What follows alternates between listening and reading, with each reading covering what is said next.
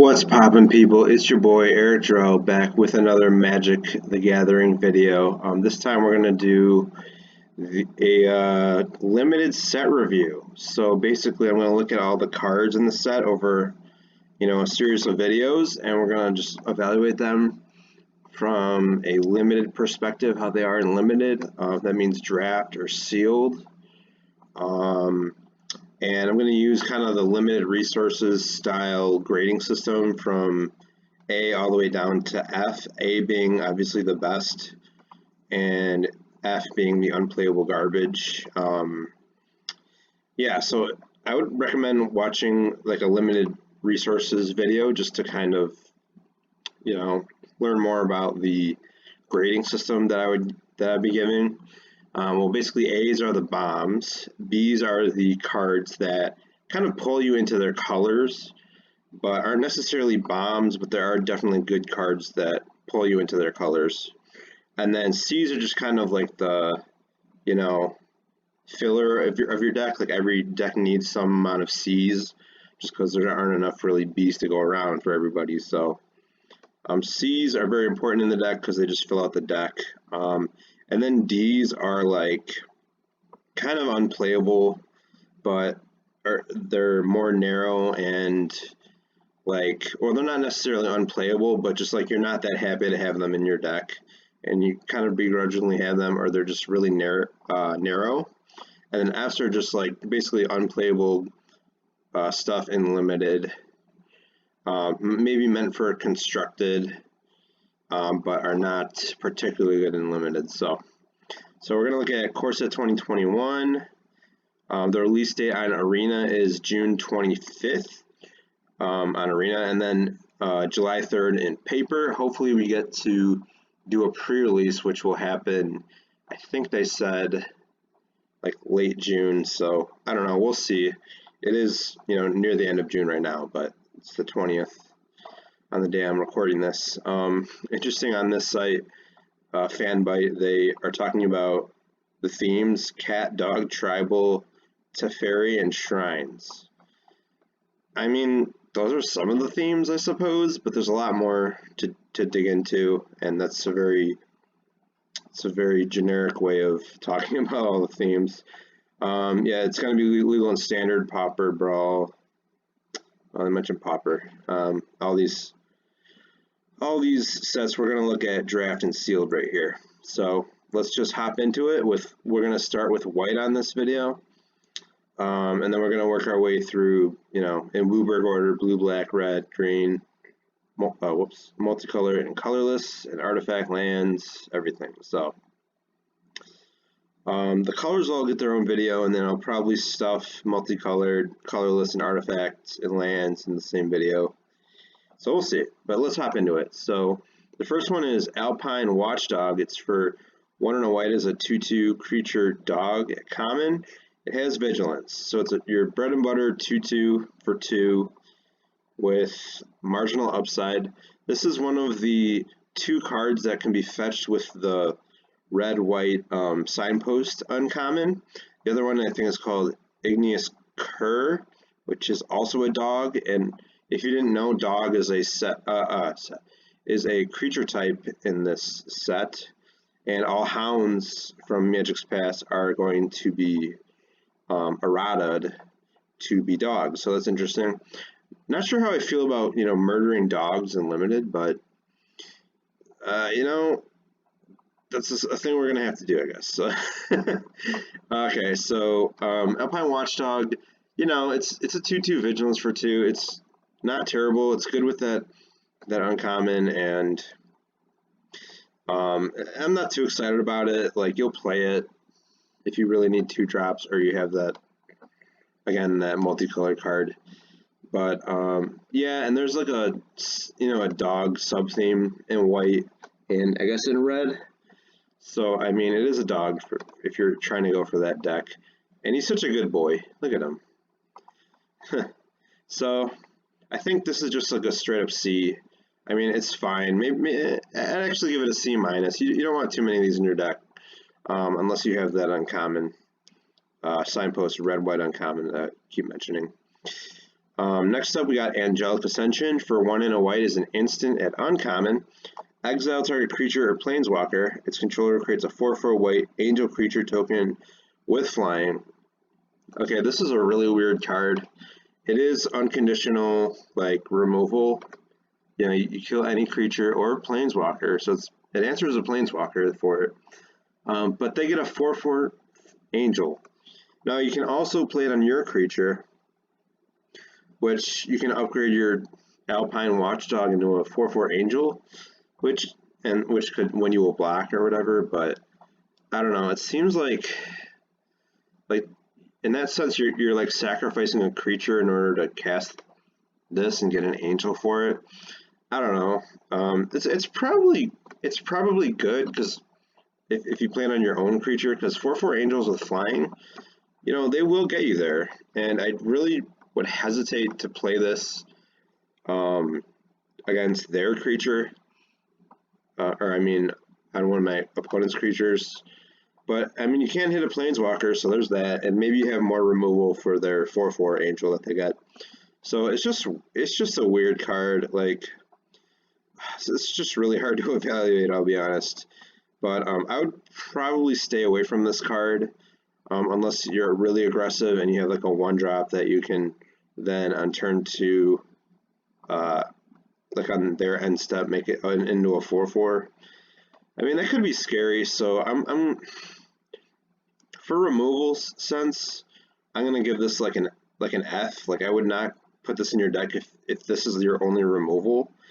But to upgrade your own creature, I'd probably give it like a C and leave it at that. Okay, let's move on to Anointed Chorister. It's one white mana for a 1/1 human cleric at common, has lifelink, and for 4 and a white, Anointed Chorister gets +3/+3 until end of turn. So there's obviously the threat of activation. If you keep 5 mana up, you can give it +3/+3, and then it'll gain you 4 life. I mean, there is like a black-white life gain deck that cares a lot about gaining 3 or more life on your turn, which this could get you there, which is not bad. But I mean, it's a 1 mana 1/1 with lifelink until then, and do you really want to spend your entire turn pumping this instead of playing like a, you know, good spell? But like, I don't think so.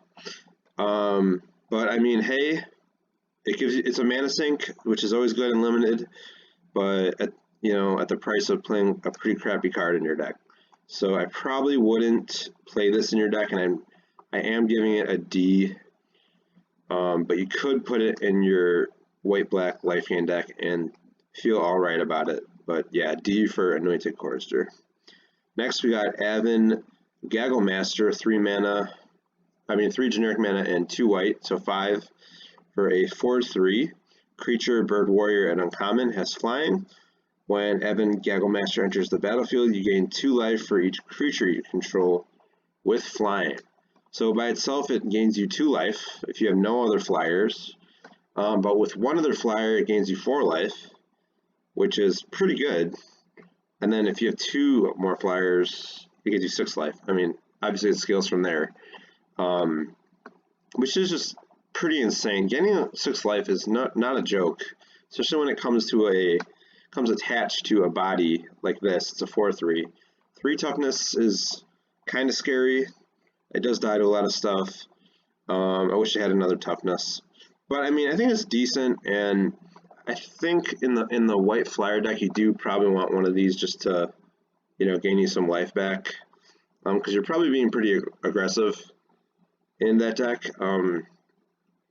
So yeah, I'd probably give this between a C+ and a B-. Since it kind of dies easily and stuff, I think I'm going to give it a C+, but it is one of those payoffs for having a lot of flyers in your deck. So in that deck, you definitely want it, and in all the other white decks, it's can be a decent playable. Next up, we got Baneslayer Angel, 3 and 2 white for a 5/5 angel at Mythic Rare. This is a reprint. Has flying, first strike, lifelink, protection from demons and from dragons. So there are some demons and dragons in the deck, or in the set, which this would kill. There's that one enchantment in black that's rare that makes the creature a demon. So this has protection from that, which is not bad. The thing about Baneslayer is that it doesn't do anything the turn that it comes into play, but if it lives, it just takes over the game. It's a 10-point life swing every time that it attacks. So there's something to be said about that. It has first strike, lifelink, flying, so it's basically like Lyra Dawnbringer, but it's not even legendary. So I don't know how you would ever have two of the same mythic in limited, but conceivably it could happen. And so you could have two of them. But yeah, it's just a really good card. I don't see anything killing this in combat except for like something with 6 toughness and 5 power with flying. But this is pretty unbeatable in combat, and I'd really be happy to have it in all my white decks. I think it's an A-. The minus just because it doesn't do anything right when it comes into play, and you're just out 5 mana if they just kill it. But otherwise, it's just a really solid card, so A- for Baneslayer Angel. Next up, we got Basri Ket, 1 and 2 white for a legendary Planeswalker Basri at Mythic Rare. It has a starting loyalty of 3. +1, put a +1/+1 counter on up to 1 target creature, gains indestructible until end of turn. -2, whenever 1 or more non-token creatures attack this turn, create that many 1/1 white soldier creature tokens that are tapped and attacking. And then -6, you get an emblem with, at the beginning of combat on your turn, create a 1/1 white soldier creature token, then put a 1/1 counter on each creature you control. So Basri is just like a solid playable. I would not call it a bomb in limited because it really doesn't protect itself like at all. Like it's -2 once you do attack with everything. So everything's tapped unless it has vigilance, but everything's tapped when it attacks. And then the soldiers that you create are also tapped and attacking. So it doesn't protect itself. But the -2 can be very potent, especially like later in the game when you have a bunch of creatures sitting out that can attack. So you could make 2, 3, 4 tokens on an attack, which is pretty overwhelming. But they are just 1/1s. And then the emblem is game winning basically. First turn you get a 1/1, and then it becomes a 2/2 with everything else getting pumped. And then the next turn your 2/2 is now a 3/3, and then you get another 2/2, and then everything else gets pumped. So it can be crazy. I don't know if you'd ever get to that, but it could happen if you have enough blockers and stuff in the way, and you only +1 for a while. But Basri is just like a solid playable. I'm gonna give it like a B. I would like to have it in like a white deck that is fairly aggressive, but does not protect itself and doesn't really provide card advantage, so I can't call it a bomb. So B for Basri. Next up, we got Basri's Acolyte, 2 and 2 white for a creature cleric at common. It's a 2/3 with lifelink. When Basri's Acolyte enters the battlefield, put a 1/1 counter on each of up to 2 other target creatures you control. So there is a +1/+1 counter theme in green and white, and this goes wonderfully in that deck. There's the green-white Signpost uncommon puts extra +1/+1 counters on stuff that get counters, which this would go great with. So this is basically support 2, which is a mechanic from like I think it was Battle Bond or something, where you put a 1/1 counter a 1/1 counter on up to a certain amount of creatures. It enters the battlefield with a 1 counter on each of up to 2 other target creatures you control. So you're getting 4 power for 4 mana and 5 toughness. So that's not bad. 4 mana for a 2/3 though is not great. And you have to have 2 other creatures out. It says up to 2 other target creatures, so you can't choose this as one of them. even though it's a good target for 1/1 counters because it has lifelink. But if you're in that deck, you know, a lifelinker is a good target for 1/1 counters, so wouldn't be bad.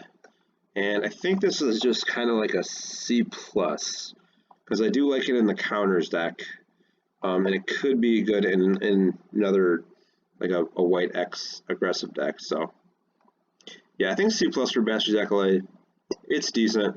You're not going to be thrilled with it, but it can give a boost to your creatures, which is always nice.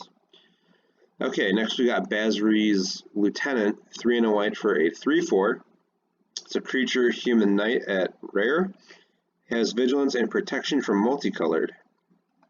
When Basri's Lieutenant enters the battlefield, put a 1/1 counter on target creature you control. Whenever Basri's Lieutenant or another creature you control dies, if it had a 1/1 counter on it, create a 2/2 white knight creature token with vigilance. So by itself, if you have no other creatures, this is a 4 mana 4/5 with vigilance, protection from multicolored, and when it dies, you get a 2/2 knight, which is a solid package. And protection from multicolored can get you through some, you know, blockers like the Lordscale Quado, which we'll see in blue-green, which will get huge over the course of the game, and whatever other multicolored shenanigans there are in the set, which we will get to, has protection from. I'm not sure if there's any multicolored like removal, but if there is, which we'll see later, if there is, it has protection from that, which is always good, and it has vigilance, so it can always just attack for free. So that's solid. I mean, it's just a solid creature really, and it gives, you know, board wipe protection because it gives you knights with vigilance if stuff with 1/1 counters on it dies. So this is really good on the green-white counters deck, and pretty good in every other deck, really. So I'd give, like, Basri's Lieutenant probably like a B+. It's just a solid creature that you're really happy to have in your white decks, and you just get a lot for only 4 mana, so yeah, I think it's just pretty good, so B+.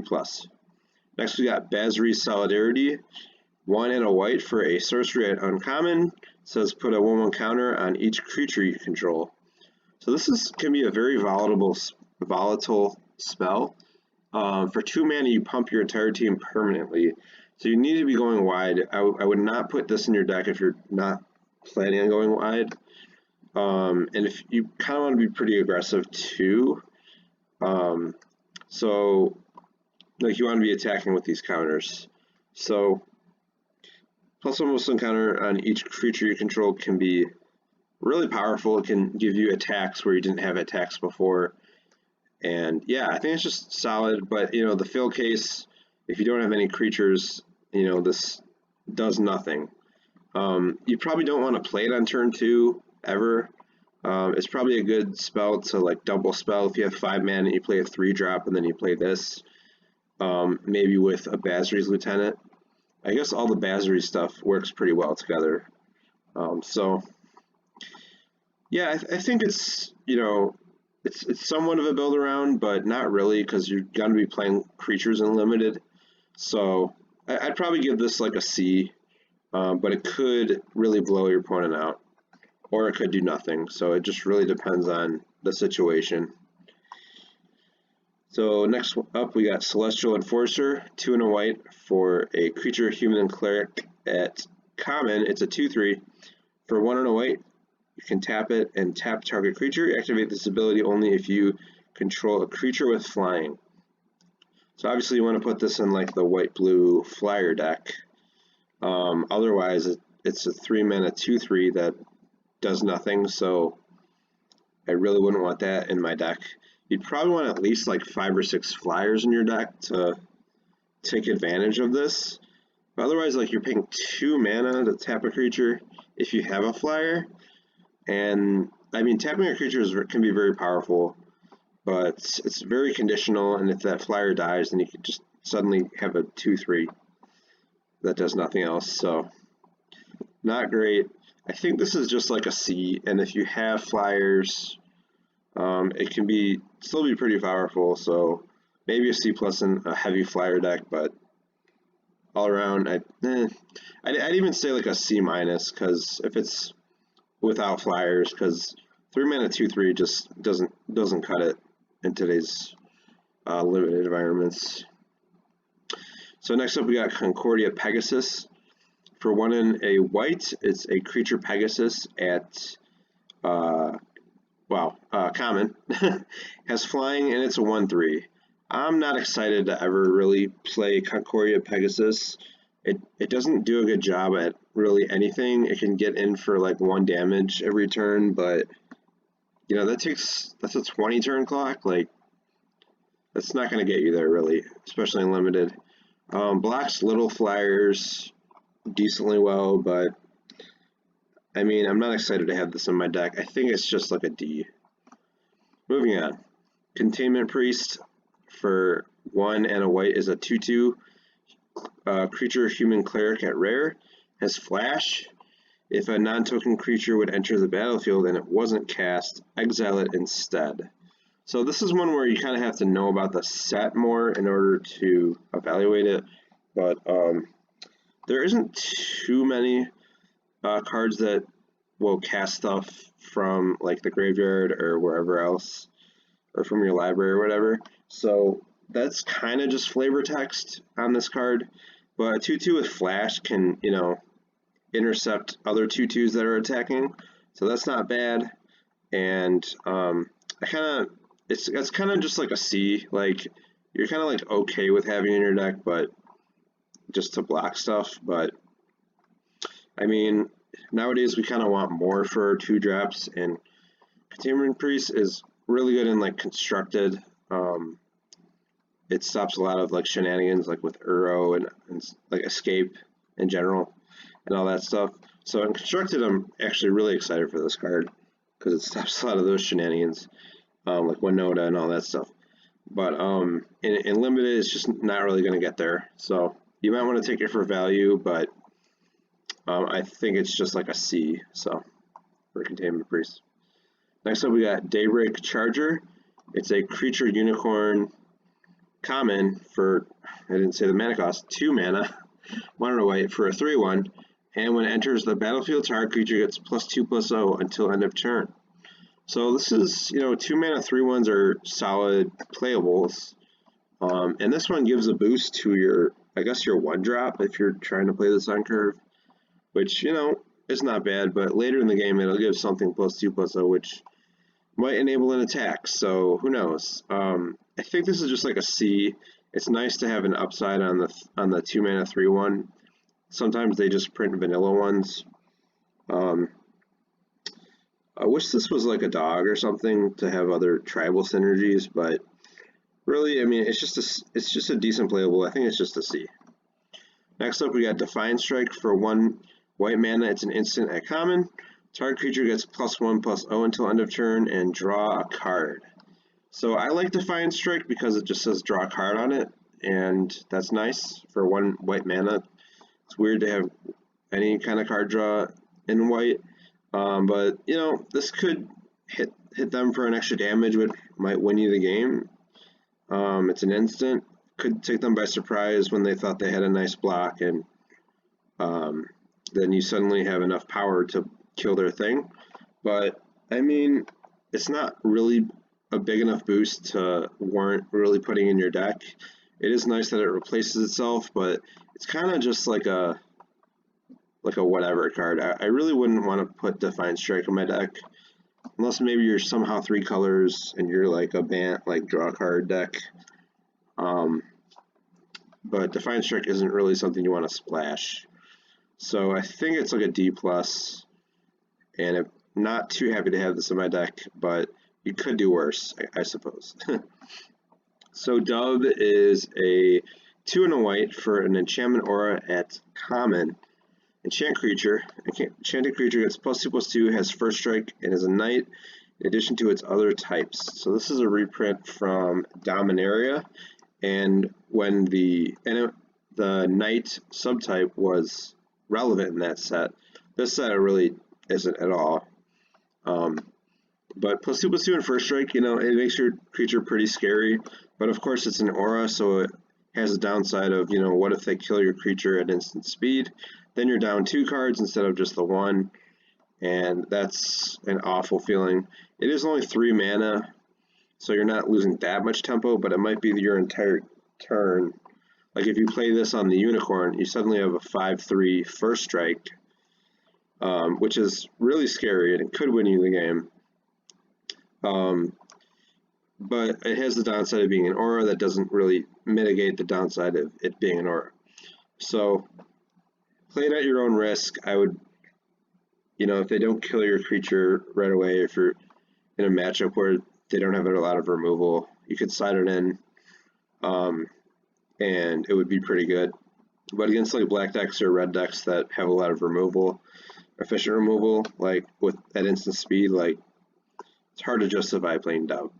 So I think this is like in a good matchup, I think it's like a C plus, but in most matchups where players play removal, it's gonna be a D plus. So next up we got Faith's Fetters. It's 3 and a white for an enchantment aura at uncommon.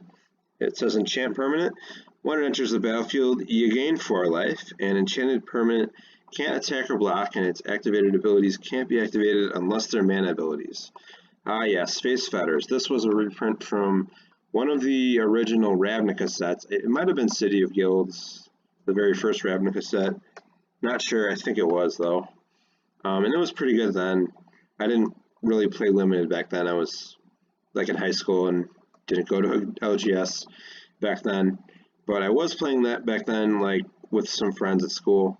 And it was always fun to face Fetters. They're like big beater and like mitigate some of the damage that it did, which was awesome. And this can also shut down Planeswalkers because they can't activate abilities, which is super cool. Yeah, I mean, it's just solid, and I'm willing to pay 2 more than Pacifism for the activated ability thing, plus you gain 4 life, which when you're in the black-white, like, life gain deck, that's always good. So, yeah, Faith's Fetters is just solid removal, and I would pick it over a lot of other stuff, because it's just solid. Always happy to play it. I think it's a B+, and happy to have as many of those in my decks as I can. Next up, we got Falconer Adept, 3 and a white for a 2/3. It's a creature, human, soldier at uncommon. When Falconer Adept attacks, create a 1/1 white bird creature token with flying. It's tapped and attacking. So if this can keep attacking, it's pretty powerful. Unfortunately, it's a 2/3, which means it's not going to do very much attacking, especially because it costs 4, and they probably have maybe a 3/3 at least, or a 4/4 by then. By turn 4 or turn 5 or whenever this attacks. So the bird is nice, and it would be nice in the blue-white flyer deck, but like it's just gonna die in combat, and then all you get is the bird. You're left with the 1/1, which is better than nothing, but it's just not very exciting. So I can't give this anything higher than a C because it does need to attack, and it'll probably die. So I'm giving a C to Falconer Adept. Next up, we got Feat of Resistance. It's 1 and a white for an instant at common. Put a +1/+1 counter on target creature you control. It gains protection from the color of your choice until end of turn. Ah yes, Feat of Resistance is back from Khans of Tarkir. It's a very potent combat trick, but it's even more than just a combat trick because it can punch your guys through for lethal, I guess. And it leaves a lasting impact with that +1/+1 counter. Can save your guy from removal, can save them from like a damage-based sweeper, I guess, if there's one. So protection at instant speed is very powerful. This reminds me of like God's Willing, which was 1 mana, but also scryed 1 and didn't give the counter, but this one, counter and protection. So, I mean, it's just solid, and just know that all white decks are probably going to play at least one of these. I would love to have one of these in like all my white decks. You could cut it, but I think you're missing out on a probably the best combat trick in the set, really, or at least in white. So yeah, I think this one is like a C plus, like I'm not first picking this, but if I'm in white and I see this, I'm probably going to snatch one up mid to late pack at least. So, I mean, you know, you take it about as high as you take any other good combat trick, but take bombs and good removal over it, but definitely try to pick one of these up if you're on white, which wouldn't be too hard since it's a common. Next up, we got Gale Swooper. It's 3 and a white for a creature griffin at common. It's a 3/2 with flying, and when it enters the battlefield, target creature gains flying until end of turn. So 3/2 flyer for 4 is, you know, bread and butter, a solid playable. Plus, it can get one of your other guys that are on the ground flying, which can be, you know, free damage really. So who doesn't want that? So you can punch your guy through, and it's just a reasonably efficient flyer. So that's about the stats you can expect from a 4-mana flyer. So I mean, it's probably just like a C. I mean, it's just it's a solid playable. Not like you probably want at least, or you probably wouldn't be sad to have one of these in your deck. So yeah, C for Gale Swooper. Next up, we got Glorious Anthem for 1 and 2 white is an enchantment at rare, and it's all it says is creatures you control get +1/+1. This is like the original Anthem. I think this goes way back. This is a real old reprint, and they've reprinted it several times. It's always good. Like any white deck that's reasonably aggressive will want this because it makes all your creatures bigger. Like no matter what kind of creature it is, it doesn't care about creature type or anything. Just all your creatures get +1/+1, which can enable blocks, can enable attacks. So I mean, I really do like Glorious Anthem. It's probably like a B-. I don't know if I'd like. You could first pick this. I'd probably take good removal over it, but it is a solid first pick. So I think B- for Glorious Anthem. It's solid. So that's all I can say really. Next up, we got Griffin Airy for 1 and a white is an enchantment uncommon. At the beginning of your end step, if you gain 3 or more life this turn, create a 2/2 white Griffin creature token with flying. So beginning of your end step, if you gain 3 or more life. So this is again the black-white like life gain deck payoff really. Should be too hard to gain 3 life every turn. There's some lifelink creatures, there's some spells that gain you life, and just getting a free 2/2 Griffin with flying is really a really good deal. It's like you get a 2/2 flyer is basically like worth 3 mana, I would say. So you're getting 3 mana worth of token for free every time you gain life. So it's a solid, or well, once a turn whenever you gain 3 life. So I mean that can be solid. Again, you have to watch out. It's only at your end step, so don't try to gain 3 life on your opponent's turn because you probably want to save it for your turn. So you probably want to be more aggressive with your life linkers since you get a pretty good reward with this card for gaining that life. So I would this one, if you're already in the life gain deck, this is a solid include. You could take this and launch into the life gain deck, but it's not that great. So I think I would give it like a B-, and it's sort of a build around. So like you really do want to get that Griffin off of this, or else like you want to be able to gain that life because else this just does nothing. So you want to get at least that first Griffin, and then the second Griffin is just gravy. So I think, yeah, B- for Griffin Airy. Next up, Idol of Endurance, 2 and a white for an artifact at rare. When Idol of Endurance enters the battlefield, exile all creature cards with converted mana cost 3 or less from your graveyard until Idol of Endurance leaves the battlefield, and you can pay 1 and a white and tap it. Until end of turn, you may cast a creature spell from among the cards exiled with Idol of Endurance without paying its mana cost. So this is like a build around. You need a lot of stuff with CMC 3 or less, and then somehow you have to get them all in your graveyard. So maybe in like a white blue or white blue black, like self-mill deck. You can dump a bunch of low mana cost I don't know. This just seems like a trap, really.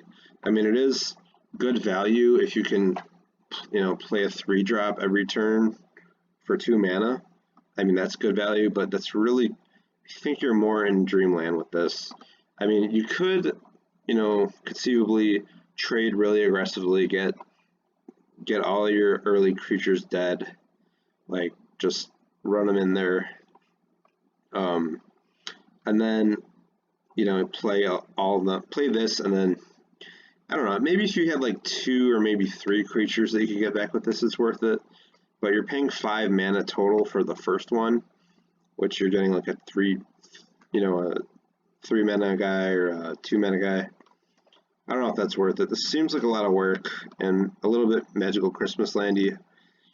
But I'll probably try to make it work once or twice, and we'll see how that goes. I think this is just like an F. I don't think I would try it. I'll eventually try it, but in general, I wouldn't play this card unless you want to live for the memes. So I think it's an F. Next up, we got Legion's Judgment for 2 and a white. It's a sorcery at common. Destroy target creature with power 4 or greater. So this can kill their biggest creature usually, and you'll be pretty happy about it because they'll probably have spent 4, 5, 6 mana on it, and then you killed it for 3 mana, which is solid. I wish this was an instant, but it's not.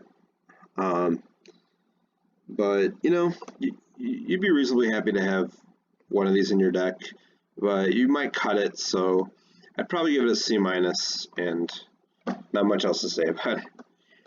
Next up, we got Light of Promise for 2 and a white. It's an enchantment aura at uncommon. It says enchant creature. Enchanted creature has, whenever you gain life, put that many 1/1 counters on this creature. So again, it has a huge downside of being an aura, obviously. So, and it doesn't give any bonus whatsoever the turn you play it. So that turn or the very next turn, you better get the pump, because you've just wasted this whole card and your mana and your time playing this card that just died, or playing it on a creature that died. So I probably wouldn't play this in most white decks. If you're in the life gain deck, it is a payoff for that. It is nice to stick this on a flyer, and maybe you can gain life and really smack them around. But in general, I would try to stray away with this. I will lose to it, but it's really kind of narrow, and it really wants to be in that life gain deck. So I mean, a solid include in that deck, but otherwise I would try to stay away from it, and it'd be like a D in a regular deck, and it's just an F in a deck that can't gain life, obviously. But if you can get there on life gain, the creature will get huge, and if they don't kill it, they're just gonna die if you put it on like a flyer. So in like the life gain deck, I'd probably give it a C+, but otherwise it's like a D. Next up, we got Makeshift Battalion for 2 and a white. This is a reprint. It's a creature human soldier at common. It's a 3/2. Whenever it's and another, I'll just read it. Whenever Makeshift Battalion and at least 2 other creatures attack, put a 1/1 counter on Makeshift Battalion. So 3 mana 3/2 isn't anything to scream about, but it can get bigger if you attack with other creatures. Then it's a 4/3, which is pretty good on the turn you swing with it. And there obviously is more 1/1 counter synergy in white and green, so could be a solid include. Can get pretty big in that deck, so I think it's like a C in general. So just a straight up pawn. Hopefully you're pretty aggressive, and maybe in Boros for this, or hopefully in either Boros or Selesnya. So just C for this guy. Next up, we got Mangara the Diplomats for 3 and a white. Is a 2/4 legendary creature, human cleric, and mythic rare. Has lifelink, and whenever an opponent attacks with creatures, if 2 or more of those creatures are attacking you and or planeswalkers you control, draw a card. And whenever an opponent casts their second spell each turn, draw a card. So commander players rejoice, you finally have a commander that says draw a card on it in white, besides SRAM, which wants you to do artifacts, but this in EDH can be awesome because you're probably going to draw 1 to maybe 2 cards every turn, starting turn 5, 6 maybe, so that could be solid. But in Limited, it's a 2/4 lifelinker for 4, and your opponent probably will attack you with 2 creatures or more, a few times. So you would get to draw a card off of that. In Limited, people are trying to cast 2 spells a turn, because that's a good way to get ahead. So you could draw a card there. And what are they going to do? Not play their spells? They're just going to play their spells. So this will probably draw you a few cards over the course of the turn or the game, but it's not amazing. I wouldn't call Mangara a bomb in Limited. I think it's more like a B or a B minus, because you can draw cards off of it. And 2/4 lifelink, somewhat hard to kill, and stands in the way of a lot of aggressive stuff. So it's a decent blocker, and you might want to end the lifelink deck or the life gain deck, because it has lifelink. So not a bad place for 1/1 counters either. So I don't know. This one, I'm saying B on this one because I do want one, so I'll probably pick one if I see it for EDH purposes, but in Limited, not great. I'd just pick it for value, really. If you're trying to win Limited, I don't know if I'd take this over good removal. So yeah. Next up, we got 9 lives, which is 1 and 2 white for an enchantment at rare. Has hexproof, and if a source would deal damage to you, prevent that damage and put an incarnation counter on 9 lives. When there are 9 or more incarnation counters on 9 lives, exile it, and when 9 lives leaves the battlefield, you lose the game. So this is a really weird card. You don't want to play it when you have a lot of life, because essentially your life total will kind of go down to 9. Well, not really, but it's kind of hard to explain. You know what the card does. But each instance of a creature dealing damage to you, or anything dealing damage to you, puts a counter on this. So if, let's say you have this out, and they attack with 3 1/1s, and you don't block, this will get 3 counters. So that means you're dead in 3 turns if you can't do anything about them. So you do not want to play this on a naked board. But if you're at 2 life, or really low life total, this could stave them off for a bit, because this essentially brings your life total up to sort of 9 life-ish. And there aren't too many ways to exile or get rid of 9 lives, since it has hexproof and it's an enchantment. So I don't know if there's anything that is a sweeper that gets enchantments too. Sorry, I couldn't think of it. So it's just such a weird card. I think it's just an F, because it's so risky, and they just have to hit you with 9 creatures, which is not that hard to do in Limited. So I think it's just an F, and I would just stay away from 9 lives. Next up, we got Pack Leader for 1 and a white. It's a 2/2 creature dog at rare. Other dogs you control get +1/+1, and whenever Pack Leader attacks, prevent all combat damage that will be dealt this turn to dogs you control. So this is a really good lord for kind of for a tribe that isn't very well supported. In this set it's supported, but in every other set there's hardly any other dogs, so not great for Pack Leader.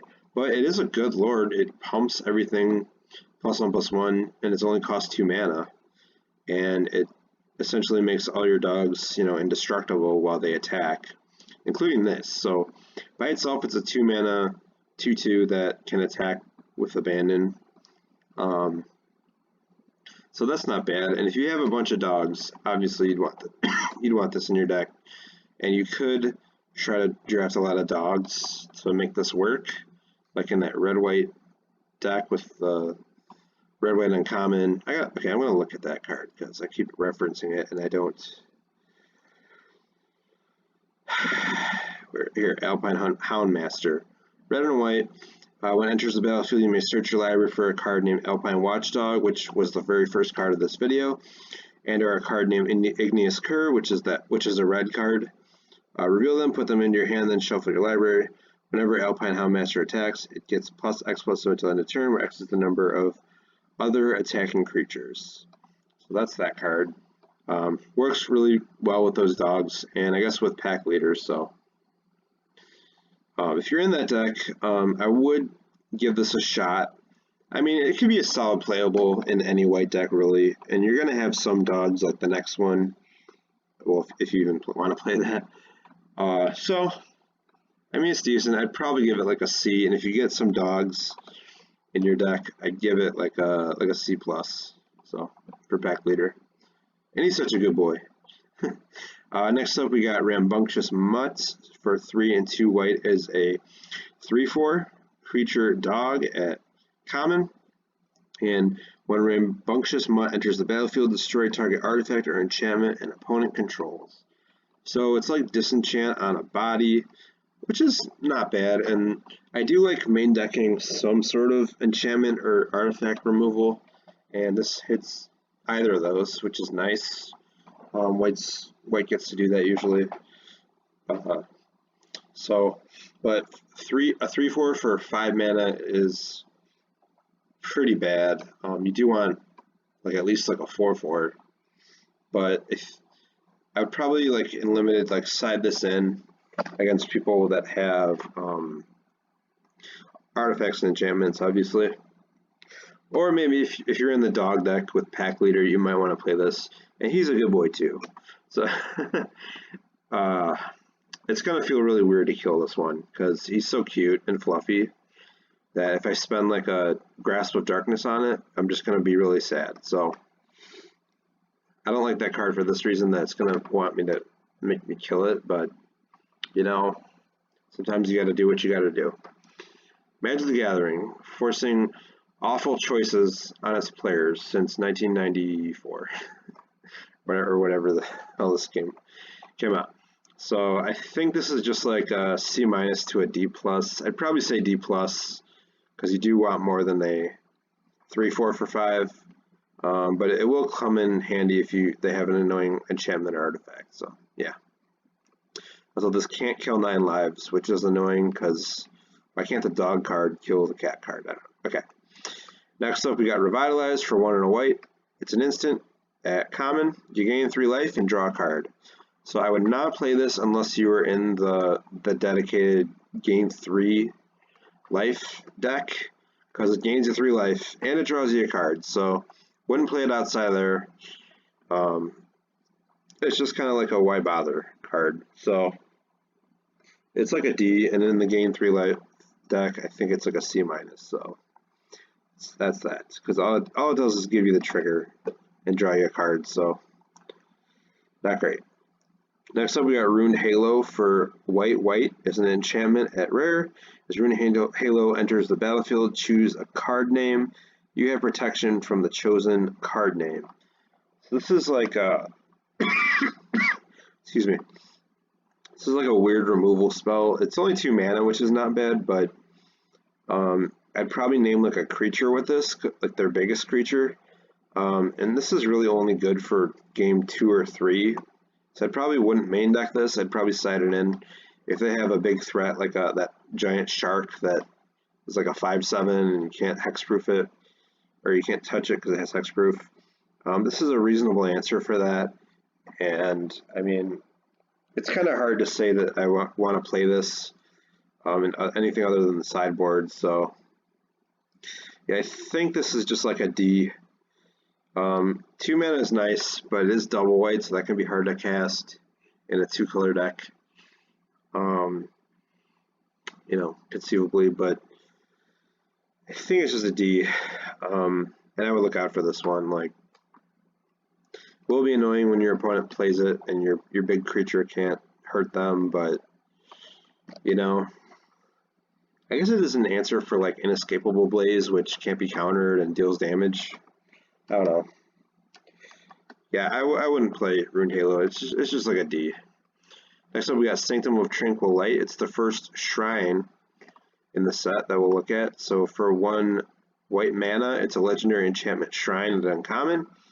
And for 5 and a white, tap target creature. This ability costs 1 less to activate for each shrine you control. So this will never cost 6 because it counts itself, so it'll be at least 5 mana. It would be 4 and a white to activate. If you have every shrine out, it's just tap anything for a white, which is insane. So hopefully, I mean, if you're in the 5-color shrine deck, I don't know.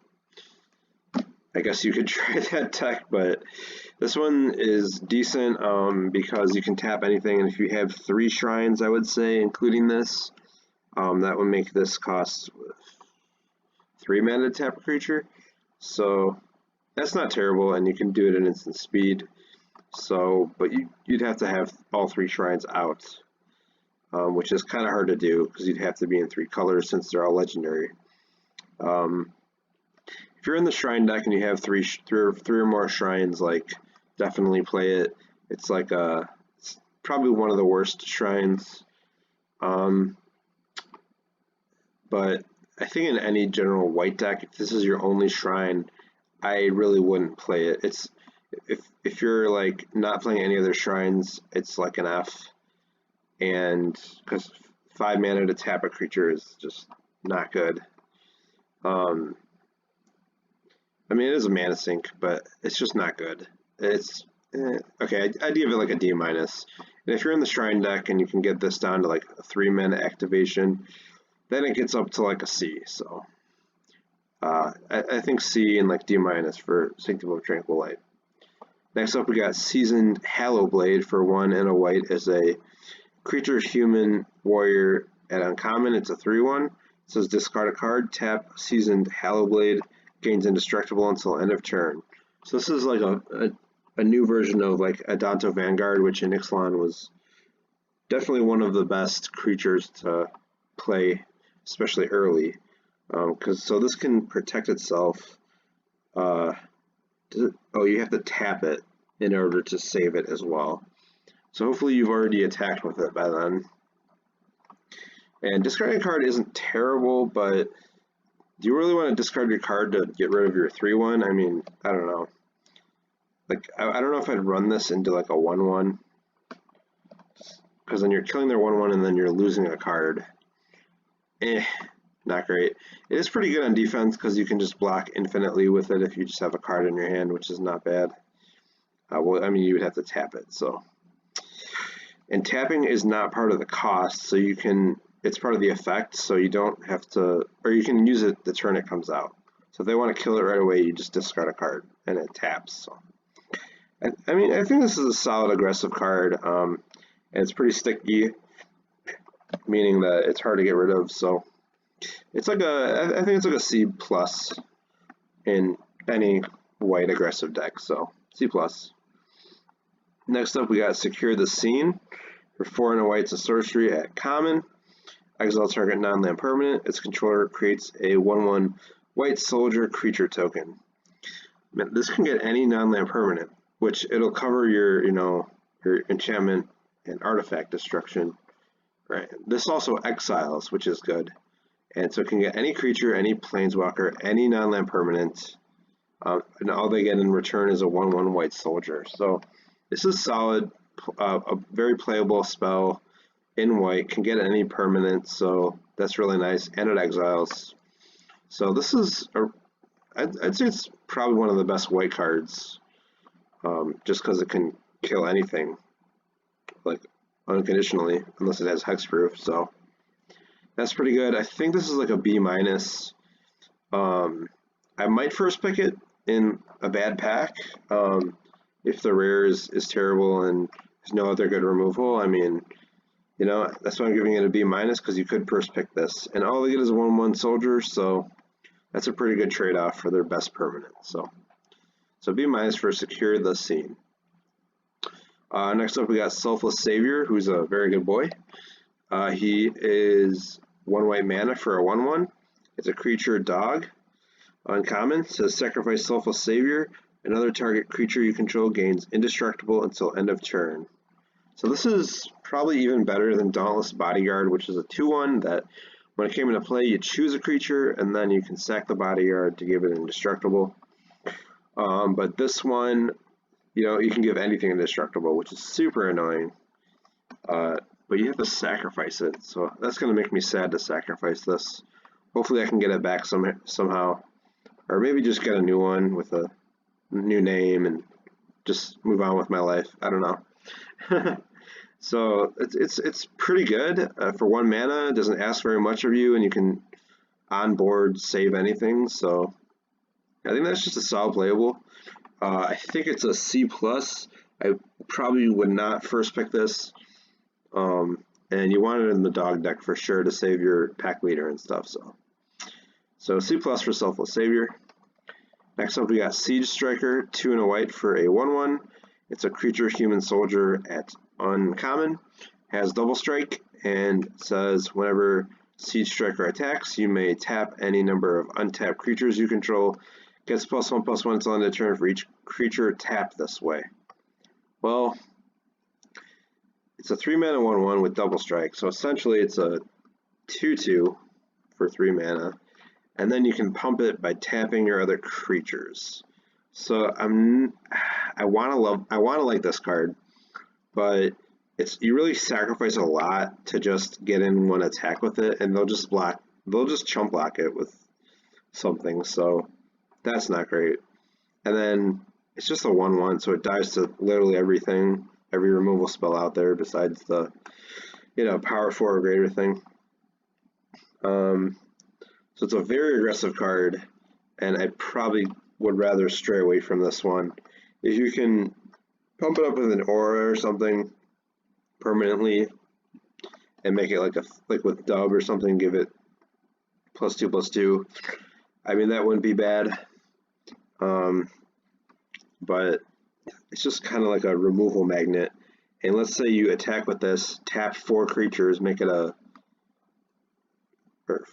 5/5, then they'll just kill it in response, and then you just tap your entire board, and now they have free reign to attack you back, which is really a nightmare that I do not want to live. So I'm probably going to stay away from this one. I would give this one a D. Never mind. I'm giving this an F. I'm just not going to play it ever. So I would not play that card. Okay, next up we got Speaker of the Heavens. It's for 1 white mana. It's a 1/1 creature, human cleric at rare. It's got vigilance and lifelink, and it says tap, create a 4/4 white angel creature token with flying. Activate this ability only if you have at least 7 more life than your starting life total, and only any time you can cast a sorcery. So if you want to live the dream, I mean, here you go. Like, if you want to have that life gain deck where you're not taking any damage and you're only gaining life, you get a 4/4 for 1, which is awesome. And then if this lives, you make another one for just tapping it. So if you can gain the life, it's really good. It has lifelink, so if you pump this enough and swing with it, you can gain the life and then tap it, because since it has vigilance, that's not too hard of a dream to imagine. Sometimes in limited, you just gain a ton of life out of nowhere, especially if you're in the life gain deck. So this is a solid payoff for the life gain deck, and 4/4 angels will just get you there. So it's a pretty good card. I think in the life gain deck, I'd probably give it like a B, and then in any other white deck, which is not focused on gaining life, you probably have some life gain since you're in white, but not that much, so it's probably just like a C-. It's a vigilance lifelink 1/1, so which gets outclassed immediately, so I don't know. So yeah, there you have Speaker of the Heavens. Next up we got Staunch Shieldmate. For a white mana is a 1/3 creature dwarf soldier at common. and it's vanilla, so it doesn't have any rules text, just attacks and blocks. And you know what? It does a pretty good job at that. At blocking, it'll block a lot of early creatures. A 1-mana 1/3 blocks a lot of stuff early on. So it blocks all the 1 toughness stuff for 1 mana. I mean, Weir's 1/1 counters pretty good since it already has like 3 toughness, so it would be hard to kill like eventually, but I mean, it's just kind of it's like a D. Like, you're not that happy to have this in your deck because it just does nothing by itself. So if you're really defensive, I would play it, but otherwise it's just like a D. So yeah. Next up we have Swift Response. Swift Response for 1 and a white is an instant at common. It says destroy target tapped creature. So this is a really good white removal spell. Obviously you want to use this on one of their attacking creatures because it'll be tapped and you can just destroy it, but it can kill anything that's tapped on your turn too, your turn as well. Yeah, it's just a solid removal spell. Unfortunately they have to be attacking, or it has to be tapped somehow in order to kill it, which could be annoying sometimes, especially with vigilance creatures, because you're going to have this in your hand, and they're going to have a vigilance creature that is just beating you over the head that you can't stop because you can't tap it. So, I mean, you could find a way to tap the creature with like the shrine or whatever, but that's kind of like a failed case. But I mean, it's only 2 mana and it can kill anything that's tapped, so that's pretty good. So I think this is like a C. Well, I mean, this is good removal, so I'd probably give it like a B minus in general, and it'll be solid in any white deck. Next up, we got Tempered Veteran. For 1 and a white is a creature human knight at uncommon. It's a 1/2, and it says for a white and tap, put a 1/1 counter on target creature with a 1/1 counter on it. And for 4 and 2 white and tap it, put a 1/1 counter on target creature. So this is like a mana sink for the 1/1 counters deck. Hopefully you're not spending the 6 mana to put a counter on something, like, because then that means you have nothing else to do. But if you can get a counter on something and then spend 1 mana to tap this and get a counter, that's pretty good value. And in the counters deck, this is probably like a B minus. But in a deck that hardly has any 1/1 counter stuff, it's really not good. 6 mana. I mean, it is a mana sink, and those are always good and limited, but 6 mana is steep for only 1/1 counter. So that's not great. So I think in a counter heavy deck, I give it a B minus, and in a not counter heavy deck, I give it like a C minus. And like in combat, it hardly does anything. It's a 1/2, so for 2 mana, which is not good. So just take that into consideration. Next up, we got Valorous Steed. For 4 and a white is a 3/3 creature unicorn at common. It's got vigilance, and when Valorous Steed enters the battlefield, create a 2/2 white knight creature token with vigilance.